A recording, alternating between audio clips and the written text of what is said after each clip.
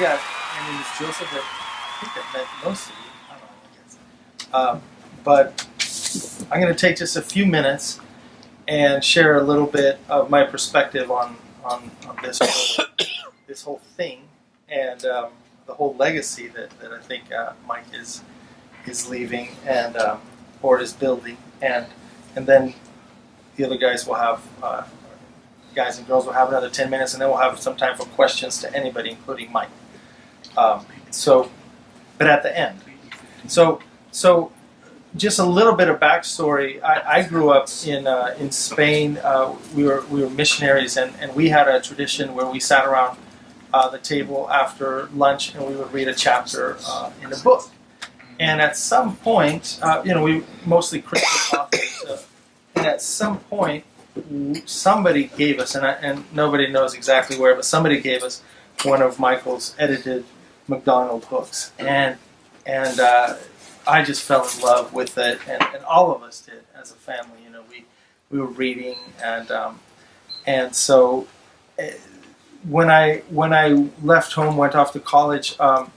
My dream was, and at some point, somebody had shown me one of those sunrise centenaries that are there in the back, which are the ones that I eventually purchased. And so I was so excited. I remember as a maybe 19 or 20-year-old just daydreaming about, one day I'm going to have, a whole bookshelf full of all these beautiful books, And I got my first job, and I saved up money, and then I got on the internet, which is, mid 90s or whatever, and ordered the hardcover reprint, and I got this little green book, which was not at all like these that I had seen, and I was like, oh man, but I learned my lesson, and I still have that book, and I like it, but I eventually figured out, and I started collecting, as I'm sure many of you are, just the originals, right, and getting, and for a while, I had a someone, and I honestly don't remember who it was, but had told me, well, yes, see, Michael Phillips edits these MacDonald books, and he takes out a lot of the maybe the more spiritual parts. I don't know where he got this from, but anyway, so that was my concept, and eventually I started figuring out that Michael is editing to make it clear what MacDonald is saying. He's not taking stuff out to make it more palatable to non-believers or whatever.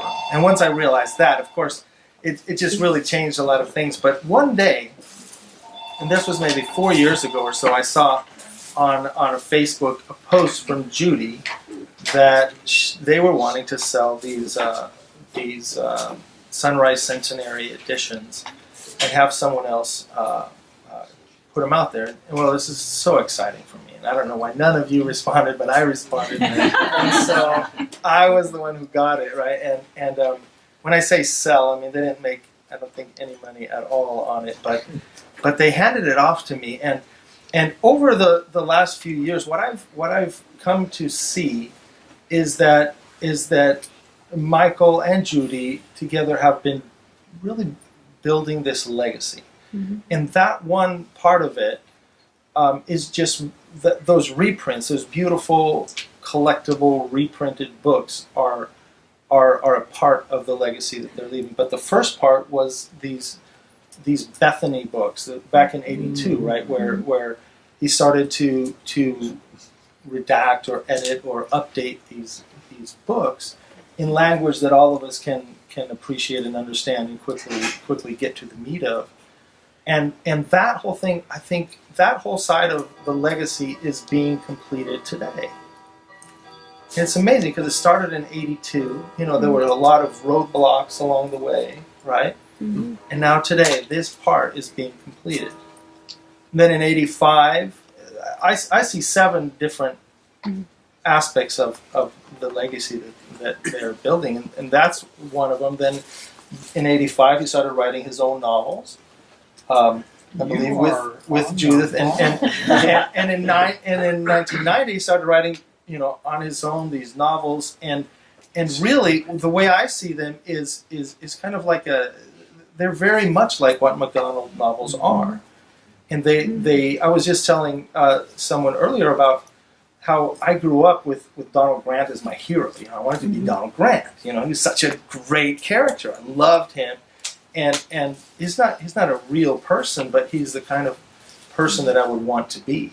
You know, and Michael in his books does the same kind of thing. He brings us these characters. He brings us these stories that we can relate to. That we can strive to be these people who just are sincere and follow God with all of their hearts and not be like the bad characters, of course. But that's one part that I feel is kind of in symphony with MacDonald. That's one aspect, and then then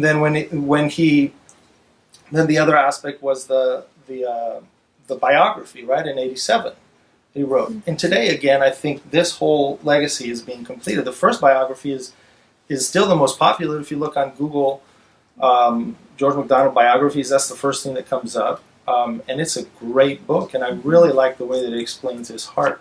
But then this one is just a whole nother level. I never read a book like this one before. It's highly entertaining, and Yes. I mean, it has a lot of information, but it's also just captivating. As far as I'm an aspiring author as well, and just to read all the ins and outs of everything he went through and all the things that he did, so it's amazing. And then of course the reprinted books. That's something that he handed off to me, and so I'm going to try to do a good job of getting these books out to the people who want them. And maybe one day, my dream is to complete the whole set. So someone with the funds and the desire can have a whole beautiful new reprinted set of MacDonald's.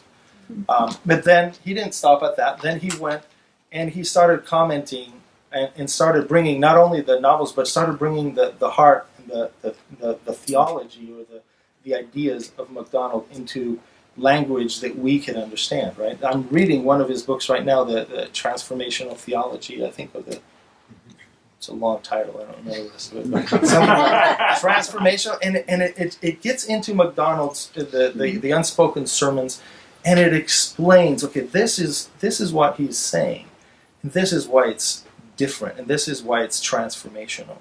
And I think that is such a huge legacy that Michael is leaving, is being able to digest and show us, you know, what MacDonald was really saying. And then at the same time, again, he's putting out his own books, right? Where he is also, again, books that have the same heart of MacDonald, that have the same call to obedience in a life of childhood to the one Father. I think these are just amazing parts of this legacy that he's leaving. And then I think the final thing is, that I was thinking of is his children. Both of them, and I think the other one is an author as well, right? Or I don't know, maybe not. But anyway, I've never met the other guy. I just met these guys today. But them, and not only them, but also his friends. You know, he's impacted over the years. He and Judy, you know, with the 6 bookstores that they had. Some of you may have been to those bookstores, and just all the interactions with people. He, from what I understand, he will write back. I know he did to me. And talk about things, answer questions, this kind of thing. These are things that impact us. And I think also part of one of the things, and I'll stop talking right now, but you're up next. But one of the things that, at least I hope that we leave here, is just inspired to take this same, we might not have the same skill that Michael has to edit or to write, you know, but we can in our own way, whether it's writing, whether it's doing whatever it is bring this same message that MacDonald brought, that Lewis carried to some degree, and that Michael is really carrying forward. And I think the way that part of his legacy is kind of up to us. And so that's really all I had to say. I hope we have a really great retreat.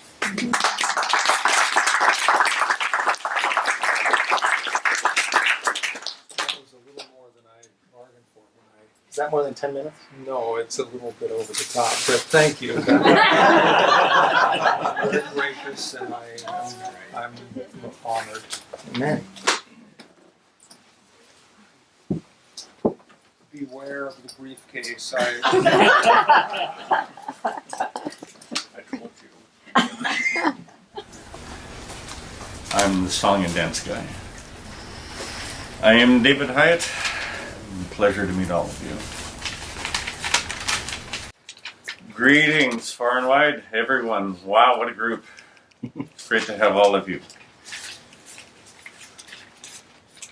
When I was practicing this in front of my wife, we had Glenn Miller on in the background. Could have been more perfect. I'm sorry. Mr. President, First Lady, members of Congress, honored guests. Nothing political.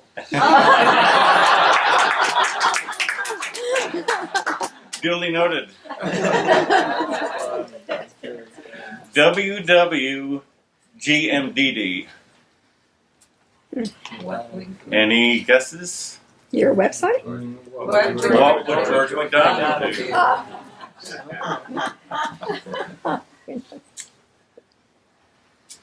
This is why we're here. This is why we came. To share with each other, to love each other, learn about each other, learn more of our hero. As time unfolds, that's what we're going to do, and I think it'll be full of joy and solemnity, and there'll be a glow. There already is. We're here this weekend to celebrate our grandfather, George MacDonald. Mm-hmm. I believe that this weekend is a divine appointment. I truly do.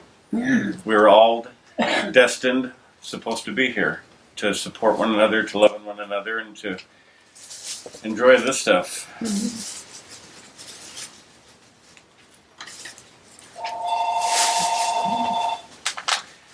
I think it's going to be a 3-day church worship. 3-day church service. My wife said, just think of them, you folks being 50 to 60 of my best friends. And you are. Anyone ever heard of Madeleine L'Engle? I think in her own right she should be an inkling at the Wade Center.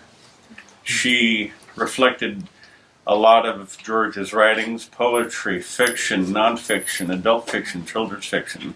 She glowed as she wrote. And one of her quotes is that George MacDonald is the grandfather of us all. And he is. I met George, or grandfather, at a youth camp above Orville called Mount Hope in 1975. It was a week-long camp. The speaker, at the end of the week, he brought a case of paperback Puffin Goblins. Oh. We have some for sale over Yes. there behind Laura. This was the original he gave me in 1975. Wow. I have that one. And there's a compendium book, Curdy, in the same design. Puffin, Penguin Books, 1975, London. Pardon. Goblin did for me what it did for G.K. Chesterton.